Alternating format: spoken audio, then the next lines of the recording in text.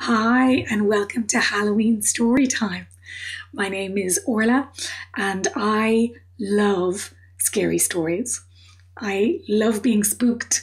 I love curling up and reading stories. I love watching them. So I'm really happy to have the opportunity to explore some maybe creepy or unsettling stories today. And today we're going to read three stories from three different countries. They are from a book called Stories to Nourish the Hearts of Our Children. So they're stories that, although they might be spooky or scary, there's a wisdom in the stories. So we'll see what we explore. And the first story is called The Monster That Guards the Field, and it's from Chile. So you can get yourself nice and comfortable. And if you enjoy colouring, you are very welcome to colour as we do this. The stories are filled with kind of easily imaginable elements and people and things. So I very much enjoy colouring them. So you might too. The Monster That Guards the Field. Two brothers lived not far from one another in a village in Chile. The first brother was very wealthy. He owned many horses, cows, and sheep. He also owned a spirit that protected his animals. The spirit appeared at night in a black cloak, riding a black horse, wearing a broad-rimmed black hat and high-heeled boots with silver spurs. The monster's weapon was his fearful appearance. No one dared steal from that farm. The second brother was poor. He had a small farm and two sons who worked all day for very little profit. They asked their wealthy relative to help them, but the rich farmer refused. One day, the wealthy brother decided to travel to another village. He ordered his monster spirit to watch the farm that night. The same day, his brother's two sons went hungry, as they often did. They noticed that their uncle was gone. One brother said, "Our uncle has so many sheep. What difference would it make if we were to take two? If we had one pregnant sheep, we could soon have lambs, and with the other we could feed ourselves and our family. We could always return the sheep after she gives birth. This hunger makes us too weak." They talked about it, and they decided to steal the sheep that night. When the two brothers came close to their uncle's farm, they saw a tall man on an enormous black horse. The man's black-rimmed hat and flowing cloak were terrifying.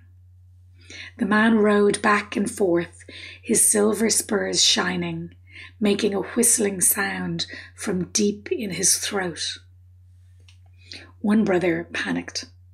He shook until he could stand no more, and then he fled with fear at the sight of the monster.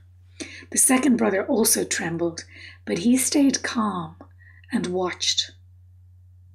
The monster had no weapon. The monster's body seemed thin. He had no real form. He rode back and forth, looking straight ahead, his eyes never looking to the right or the left. Thus the brother snuck into the corral without being seen and stole two sheep. He carried one sheep under his arm, and the pregnant sheep he held carefully against his heart. He slowly and carefully made his way over the fence. But the monster saw him, and he called out in a deep voice, "Who are you?" The brother stopped. He answered, "I am the nephew of your master. That almost makes us relatives." "What are you doing?" asked the monster. "I'm stealing sheep," answered the brother. "My uncle, your master, has so many sheep. My family are hungry. We cannot work because we're too weak. If you let me take these sheep, whose absence will not be noticed, I will share a well-cooked meal with you." And when my fields flourish, I will return one sheep and the cost of the other in fresh grain and corn to my uncle." The monster's breath whistled and groaned as he thought about what the brother said.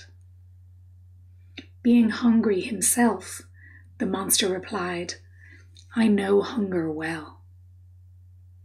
How can I help you?" The brother said, "Help me carry these sheep to my house, and I will leave you a meal in 1 hour." The monster, who had never been spoken to with kindness, lifted the sheep and carried them for the brother. The brothers then made a delicious pot of soup, poured a large vat of wine, and heated up fresh bread. They left the meal outside the door for the monster. After an hour, the monster returned. He swallowed the soup in 1 gulp. He ate the bread in 1 bite. He drank the wine in a single swallow and happily returned to guard his master's farm. The spirit never spoke of that evening to the wealthy farmer. The sheep that were taken were never missed, and one was later returned, along with the cost of the other in corn and grain. And the 2 brothers were able to feed their families and have strength to work. The fields flourished, and they repaid their uncle 100 times over. As the years passed, the greedy brother enjoyed the gifts of grain that he received. He grew cheerful and kind. And the spirit who used to frighten and keep others away took the shape of a gardener. And he often brought messages and gifts from one brother to the other. So they all lived happily ever after.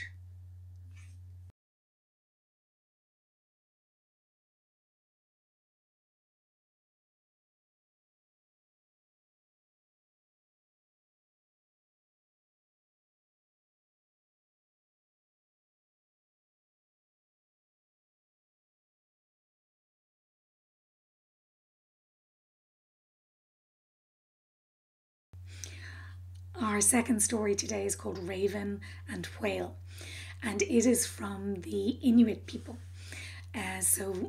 From very far north, be parts of Alaska, Canada, Greenland, so very snowy, cold territory. And I enjoy this because I was thinking about actually things that really make us scared, like today what we might be scared of, and one of the things might be losing someone. So this is not so much spooky as kind of real life scary in terms of what it explores. So I hope you enjoy.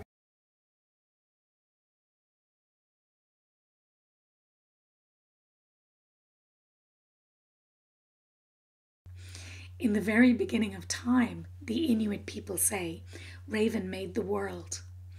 Raven was both a god and a bird with a man inside. After Raven created everything, he decided to remain on the earth. He loved the people and the animals, and he was curious about them all.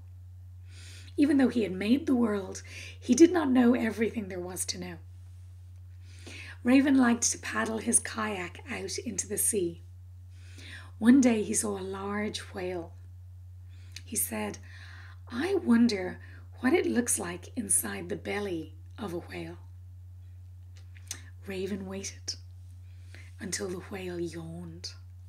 When its mouth was wide open, he rode right in. He tied his kayak to one of the whale's teeth, and he started walking deeper inside the whale's body. The mouth of the whale closed behind him, and it grew dark. Raven heard a sound like a drum or distant thunder. He walked until he came into the belly of the whale, which was like a great cathedral. The white bones of the whale's ribs rose up around him like ivory pillars. In the center of the whale's belly, Raven saw a beautiful woman dancing. She had strings attached to her feet and hands, stretching to the heart of the whale. Raven thought, she is so beautiful. I would like to take her out of this whale and she might marry me.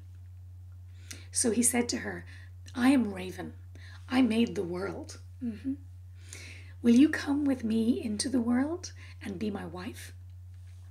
The woman replied, Raven, I cannot leave the whale. I am the heart and the soul of the whale. But if you want to stay here and keep me company, that would make me happy. Raven threw back his beak, revealing his human face. He tossed back his wings so that they fell off his shoulders, and he sat with his hands on his knees, and he watched the woman as she danced. When she danced quickly, the whale soared through the water. When she danced slowly, the whale moved calmly and slowly through the ocean. Soon the woman danced so slowly that she stopped moving and her eyes closed. The whale was still. Raven felt a cool wind blow through the spout of the whale. He thought again of taking the woman with him into the world. He thought about it so much that he forgot what she had said. Raven pulled his beak back down over his face and covered his arms with his wings. He grabbed the woman. As he flew with her out of the whale up into the sky, he heard the strings snap. As he flew, Raven heard the whale thrashing below in the ocean. He watched the whale's body as it was tossed by the waves onto the shore. The woman in his arms grew smaller and smaller and smaller and disappeared. Raven realized that everything that is alive has a heart and a soul, and everything in the world is born and dies. He was overcome with great sorrow. He was so sad that he landed on the sand beside the body of the whale. For weeks he cried and cried, immersed in his grief. Then one day, Raven began to dance. He danced for weeks. Then Raven began to sing. He sang for weeks and weeks until finally a day came where his heart felt soothed. Then he flew back up into the sky. He promised the humans and the animals that he would always return to this world as long as we cared for one another and understood that everyone that lives and dies has a heart and a soul. Raven's tears were the first tears. His dance and his song of grief and healing were the very first song and the very first dance.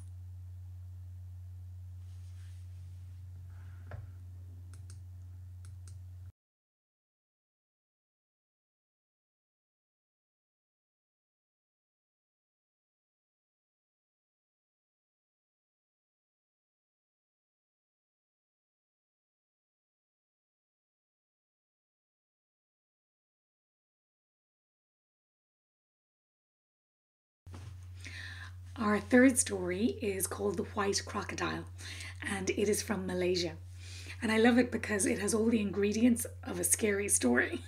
There's a big storm, people are out at sea, they get flung in, there's a monstrous big crocodile, and yet somehow it manages to surprise us. So it kind of takes all the ingredients of a spooky story, but makes it into something else. So let's begin.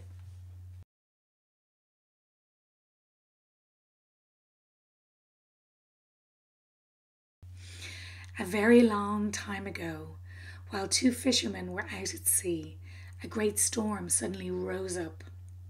The waves came up as tall as high mountains, surging. The two men fought hard to steer their boat towards the shore, but they could not fight against the fierce winds. The little boat was tossed like a twig from wave to wave, and the fishermen were flung into the sea. Then they saw a huge white crocodile swimming towards them slowly. The fishermen, who knows why, were not afraid, and they grabbed a hold of the crocodile's body as the animal swam past them and turned around and then brought them back to shore to safety. "Kind crocodile," said the men, "you have saved our lives." The creature turned from them and sank back down into the sea. The very next day, the two men, who were amazed by what they'd experienced, sought out a very wise sage who lived in the forest. The wise man told them a tale. Many years ago, there was a man who lived alone in the forest without friends or family. Each day, he shared whatever food he found with the animals. He even left food for the feared crocodiles. Then one day, greedy people came to buy his land. The old man did not want to sell his land, but the greedy men tied him up, carried him to a swamp, and threw him into the water. They were sure the crocodiles will eat him. But the crocodiles came up to the man and did not harm him. They recognized him as the man who had fed them. Instead, they lifted him up onto their backs and they carried him safely back to shore. When he reached the shore, the man saw that his land was being stolen and that these greedy men were moving in. He looked back at the crocodiles and said, "I would be happier as a crocodile." So the crocodiles nudged him back into the water, and with a magic that only they understood, they turned him into a great white crocodile. That was the story that the two fishermen heard. From that day forward, the two fishermen left food at the shore every day for the great white crocodile. They always called out, "Friend crocodile, thank you for saving our lives." And they lived happily and safely ever after.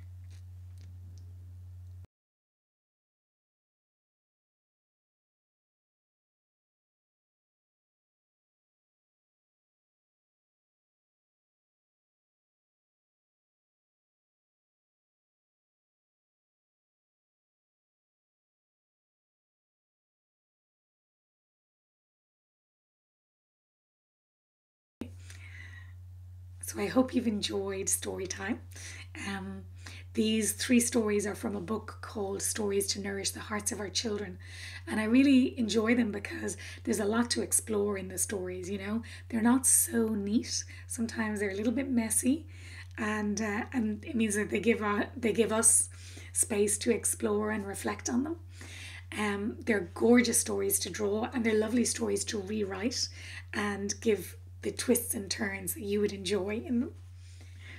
So happy Halloween. I hope it's just the right level of spooky for you, and take good care of your precious hearts. Bye bye.